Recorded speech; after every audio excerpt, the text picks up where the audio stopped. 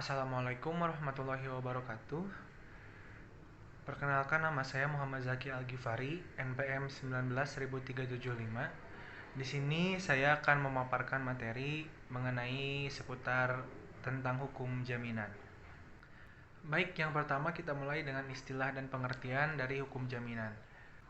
Istilah jaminan berasal dari bahasa Belanda yaitu recht dan zakir. Disatukan menjadi kalimat Zekerheidsrechten yang dapat diartikan sebagai hak-hak jaminan. Artinya, kreditur memiliki kedudukan hukum atau legal standing terhadap debitur atas objek jaminan dalam rangka pelunasan piutangnya.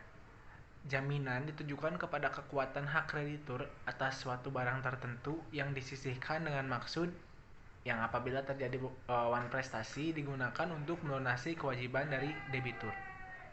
Hartono Hadi Suprapto mengistilahkan jaminan sebagai konsekuensi perikatan, sehingga beliau mendefinisikan hukum jaminan sesuatu yang diberikan kepada kreditor untuk menimbulkan keyakinan bahwa debitor akan memenuhi kewajiban yang dapat dinilai dengan uang yang timbul dari suatu perikatan. Esensinya, lembaga jaminan didirikan untuk kepentingan kreditor guna menjamin dananya melalui suatu perikatan khusus yang bersifat asesorir dan perjanjian pokok. Pasal 1338 KUH Perdata menyebutkan semua persetujuan yang dibuat secara sah mengikat sebagai undang-undang.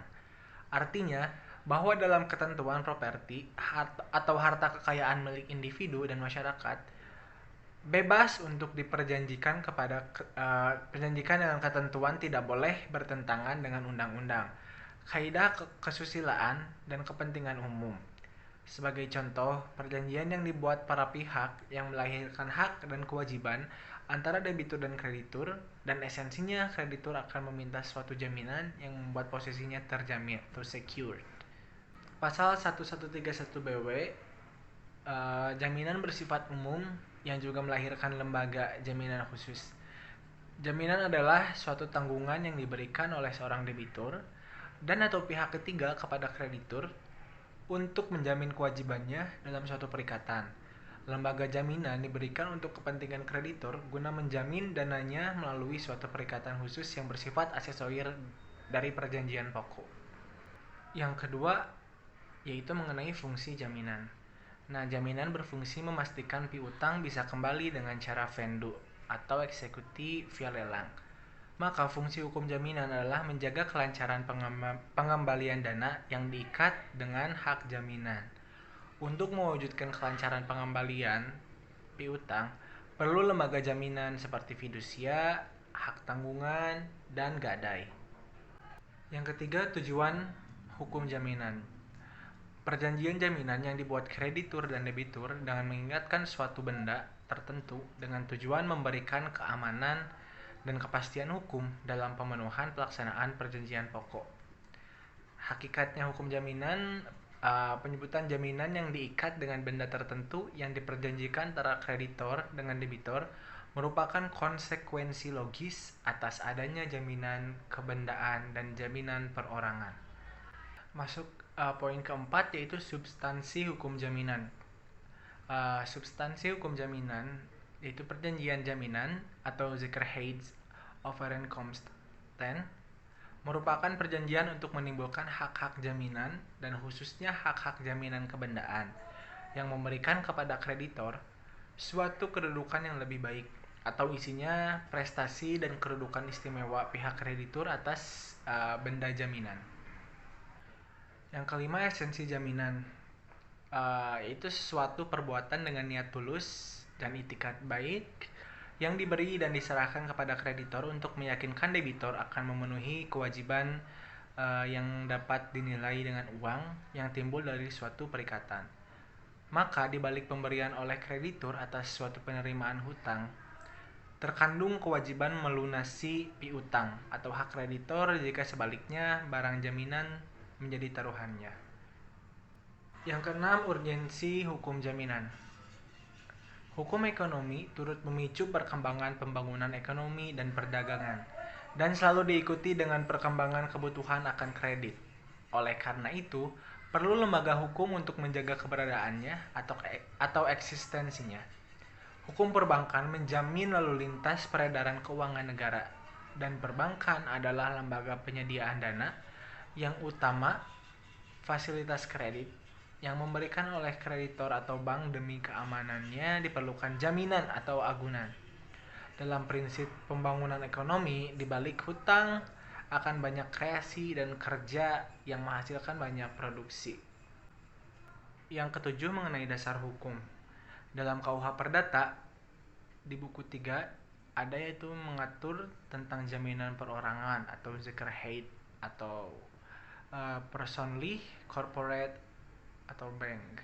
Dikenal juga dengan istilah perjanjian pertanggungan, dimulai dari pasal 1820 sampai dengan 1850. Di luar BW itu ada mengenai hak tanggungan, itu UU nomor 4 tahun 1996, ada undang-undang fidusia UU nomor 42 tahun 99, dan juga sewa beli. Poin 8 yaitu objek jaminan.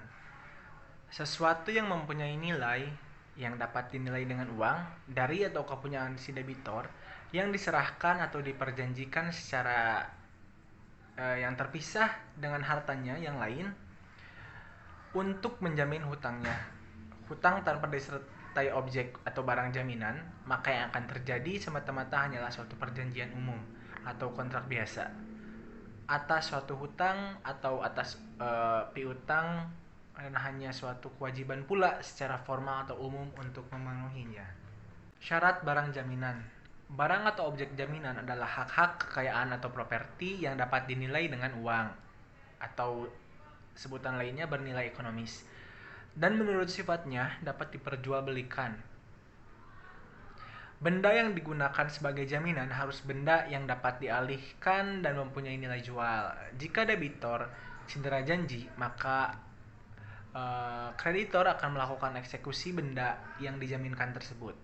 Benda yang dijaminkan bukan hanya ius in rem, tapi juga ius in persona. Masuk ke esensi barang jaminan. Memasang jaminan atau menjaminkan sesuatu benda sebagai objek jaminan berarti melepaskan sebagian kekuasaan atas kebendaan tersebut dan termasuk kemungkinan akan menjadi objek vendu atau lelang. Ada 4 poin. Yang pertama, kekuasaan yang dilepaskan adalah kekuasaan dalam rangka untuk menjamin hutangnya. Yang kedua, persyaratan penjaminan. Dimaksudkan untuk menjamin kewajiban pembayaran dari debitor. Yang ketiga, benda yang menjadi objek jaminan adalah benda dalam perdagangan. Sedangkan benda di luar perdagangan tidak dapat menjadi objek perjanjian jaminan. Yang terakhir, benda perdagangan yang menjadi objek jaminan dapat berupa tanah dan bukan tanah, baik yang tetap maupun yang bergerak.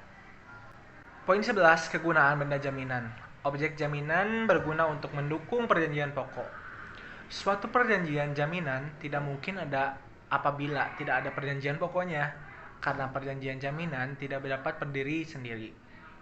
Benda jaminan bertujuan memberikan keamanan dan kepastian hukum bagi pelaksana perjanjian pokok. Karena perjanjian jaminan merupakan perjanjian khusus yang dibuat oleh kreditor bersama debitor atau dengan pihak ketiga dengan mengikatkan benda tertentu. Poin ke-12 yaitu unsur-unsur jaminan. Unsur-unsur yang tercantum dalam definisi hukum jaminan terdiri dari 4 poin. Yang pertama, adanya kaidah hukum yang mengikat karena adanya perikatan yang lahir dari perjanjian pokok. Yang kedua, adanya pemberi dan penerima jaminan sebagai pemilik benda dan sebagai peminjam kredit. Yang ketiga, adanya jaminan sebagai objek perjanjian yang mengikat. Dan yang terakhir, adanya fasilitas kredit yang mengikat secara perjanjian kredit. Poin yang terakhir yaitu asas-asas hukum jaminan. Yang pertama ada asas publisitas, yaitu asas bahwa semua hak, baik hak tanggungan, hak fidusia, dan hipotek harus didaftarkan. Yang kedua, asas spesialitas, yaitu bahwa objek perjanjian jaminan hanya dapat dibebankan atas persil atau atas barang-barang yang sudah terdaftar atau tercatat dan memiliki tanda bukti dalam administrasi negara atas nama orang tertentu, contoh hak tanggungan, hak fidusia, dan hipotek. Kesemuanya lahir apabila terdaftar di lembaga negara. Yang ketiga, asas tak dapat dibagi-bagi, yaitu asas dapat dibaginya hutang tidak dapat mengakibatkan dapat dibagi-bagi, contoh hak tanggungan, hak fidusia, hipotek, dan hak gadai walaupun telah dilakukannya. Yang keempat, asas in-basic selling, yaitu barang jaminan atau gadai harus berada pada penerima gadai. Yang terakhir, asas horizontal, yaitu bangunan dan tanah bukan merupakan satu kesatuan. Demikian pemaparan materi dari saya mengenai seputar hukum jaminan. Maaf bila ada kesalahan kata dalam pemaparan materi maupun dalam bentuk materinya yang ditampilkan di slide. Terima kasih. Wassalamualaikum warahmatullahi wabarakatuh.